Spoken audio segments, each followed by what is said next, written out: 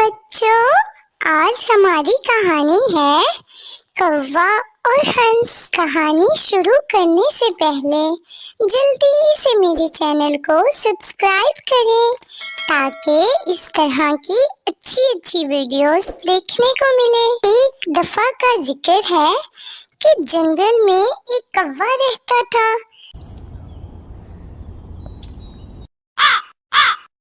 جو کہ سارے کا سارا کالا تھا۔ وہ ہنس سے بہت متاثر ہوتا تھا کیونکہ ہنس سارا سفید اور بہت خوبصورت تھا۔ ایک دن ایسے ہی ہنس کو دیکھتے دیکھتے کوے کو ایک آئیڈیا آیا کہ وہ بھی ہنس کی طرح سفید ہو سکتا ہے اگر وہ ہنس کی طرح سارا دن پانی میں رہے۔ بے وقوف کوا اڑتا ہوا ہنس والی ندی میں چلا گیا اور ہنس کی طرح سارا دن پانی میں غوطے کھاتا رہا۔ وہ سارا وقت پانی میں رہتا پھر بھی اس کے پر کالے ہی رہے۔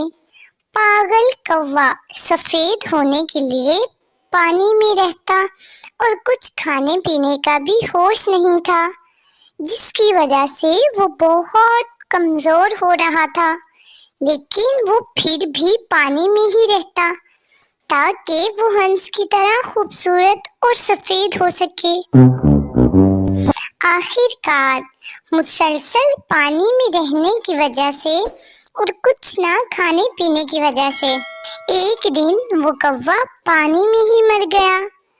تو پیارے بچوں، اس کہانی سے ہمیں سبق ملتا ہے کہ جو پاس ہے اسی پر خوش رہو، بہترین کی تلاش میں بہتر سے بھی ہاتھ نہ دھو بیٹھو۔